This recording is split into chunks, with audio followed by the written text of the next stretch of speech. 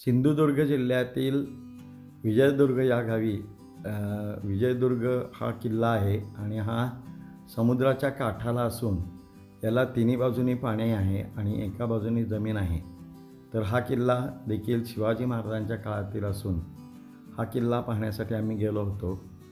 बऱ्याच वेळा हा किल्ला आतून पाहतात, पण आम्ही यावेळी हा किल्ला बोटीतून पाहायचं ठरवलं आणि त्याप्रमाणे आम्ही एक बोट बुक केली आणि त्या बोटीतून आम्ही हा किल्ला पाहण्यासाठी निघालो। मी सर्वजण एका फॅमिलीमधील सर्व मेंबर होतो आणि आमच्याबरोबर 5 लहान मुली होत्या, त्या देखील हा किल्ला बोटीतून पाहण्यासाठी उत्सुक होत्या आणि त्यांनी देखील ह्या बोटीच्या प्रवासाचा हा किल्ला पाहत असताना आनंद घेतला। आम्हाला आमच्याबरोबर असणाऱ्या गाईडनं या किल्ल्याची माहिती आम्ही तो पाहत असताना दिली।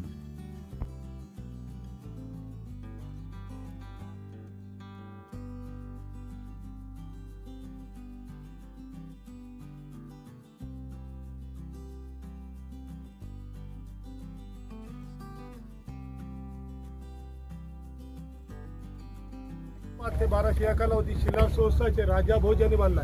राजा भोजने बांधला तो 5 एकरमध्ये होता। नंतर 1653ला आदिलशाहीकडून जिंकून घेऊन याचा विस्तार केला। आता पण पूर्ण किल्ला बनला 17 एकर 19 गुंठे।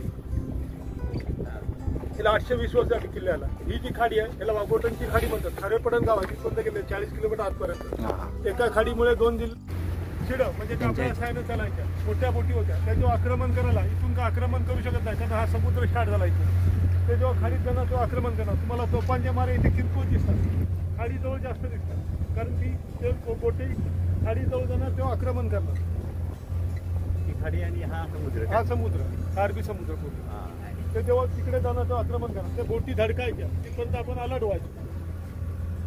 हे अरबी समुद्र, या साईडला मुंबई, या साईडला गोवा, दोघांचं मिडल असल्यामुळे किल्ल्याला जास्त महत्व होतं। जलदुर्गाच्या राजांचा किल्ला होता, वरती तुम्हाला घरासारखं बांधलेला आहे। तिथे बोटीने प्रवास व्हायचा। गव्हर्नमेंटच्या माणसाला राहण्यासाठी रेस्ट हाऊस होतं। खालचं जे आहे ते धान्य कोटर आहे, धान्याचा जो साठा असायचा त्यात ठेवायची। तो राजा भोजच्या वेळचा आहे। त्या बाजूला वडाचं झाड दिसत होते, साहेबांचा ओठा म्हणून आहे। हेलियम जो वायू आहे, हेलियम वायूचा शोध विजयपूर किल्ल्यावर लागला 1868ला। 18 ऑगस्टला हेलियम डे म्हणून साजरा करतात विजयपूर किल्ल्यावर। तिथे चौकशी व्हायची, किल्लेदारचा आदेश झाला की त्याला आतमध्ये सोडायचे। वरती तुम्हाला व्हाईट स्पॉट दिसतात ना किल्ल्यावरती, तोफांचे मारे आहेत। 1818 मध्ये वॉल्टर यांनी सतत 2 दिवस तोफांचा मारा केला। इंच पण बंद हल्ला नाही म्हणून या किल्ल्याला रॉक ऑफ जिब्राल्टर असं नाव दिलं इंग्रज अधिकाऱ्यांनी। इंग्लंडमध्ये जिब्राल्टर नावाची खाडी आहे, कोण पार करू शकत नाही। तसं जिब्राल्टर नावाचा डोंगर आहे जो फोडून फुटत नाही, म्हणून या किल्ल्याला रॉक ऑफ जिब्राल्टर असं नाव दिलं। वरती तुम्हाला बारीक बारीक होल दिसतात ना, जंगी म्हणतात। धनुष्यबाणाने मारण्यासाठी किंवा बंदुकीने, त्यावेळी लांब पल्ल्याचे बंदुकी किंवा धनुष्यबाण। त्याच्या खाली जराशे मोठे होल दिसतात, हवा पास होण्यासाठी किंवा पाणी पास होण्यासाठी। त्या जंग्यांना वेगवेगळी दिशा दिलेली आहे। त्याला 2 भुयारी मार्ग आहेत। एक भुयारी मार्ग पाण्याखाली आला, दिसला का तुम्हाला? दिसला। आणि एक भुयारी मार्ग या बुरुजामध्ये आला। त्या बुरुज अर्धा बुरुज आहे पाण्यामध्ये। दोन्ही भुयारी मार्ग चालू आहेत। त्याला खूप लढा तोफा 12 बुरुज म्हणतात या बुरुजाला। दोन्ही भुयारी मार्ग चालू आहेत। तो भुयारी मार्ग कशासाठी? रसद आणण्यासाठी। दारू गोळा, धान्य कोटा संपला असे मार्ग होते भुयारी मार्ग। हे चौकोनी कॉलम दिसतात ना किल्ल्यावरती, त्याला फांजा म्हणतात। तोफांचा रणगाडा ठेवायचा, आलेल्या शत्रूवर आक्रमण करायचे फांजामध्ये। किल्ले एवढे टिकतात कसे? त्याला हेमाडपंथीय बांधकाम म्हणतात। मेल फिमेल वगैरे असतो, एकामेकात लॉक करतात। फूल चुनं शिसक चुनखडी राळ कथ्याची बॉन्डिंग मध्ये लॉकलेले। तुम्ही जर मेन डोर बघितलात ना, पाण्याकडून दिसत नाही, तो नगारखाना आहे। नगारखान्याच्या बरोबर खालच्या साईडला मेन डोर आहे। गोमुख पद्धती आहे। प्रत्येक किल्ल्याचे जे मेन डोर असतात गोमुख पद्धती। त्यावेळी हत्तीच्या साह्याने किंवा तोफांच्या साह्याने मेन डोर फोडण्याचा प्रयत्न करायचे। हत्तीला पण वळण असल्यामुळे, चढण असल्यामुळे जोर भेटायचा नाही, विवाह करायचा। याला एकूण 27 बुर्ज आहेत किल्ल्याला। तुम्हाला समोर तो बीच दिसतो ना, माडबन बीच म्हणतात त्याला। त्या पुढचा जो डोंगर आहे मोठा, जैतापूर अणुऊर्जा प्रकल्प ऐकला असेल तुम्ही। जैतापूर अणुऊर्जा प्रकल्प या डोंगरावर होणार, ज्याला विरोध आहे। हे रत्नागिरी, पलीकडे रत्नागिरी जिल्हा, खारेपाटण गावापासून इकडे रत्नागिरी।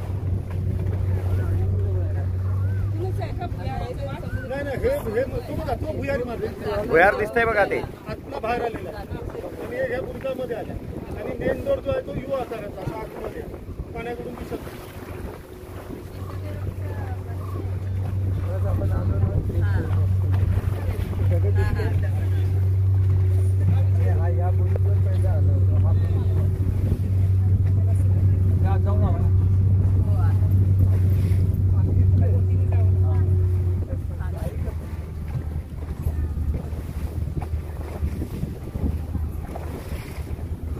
आपल्याला तिकडून सूर्य असल्यामुळे हे अंधारात दिसतंय हो. सूर्यावर किल्ल्यावर उजेड नाही आहे त्यामुळे हे अंधारात दिसतं.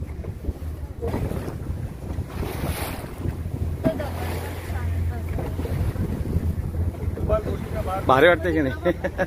ए बोट उड्या कशा मारती? बोट उड्या कशा मारती?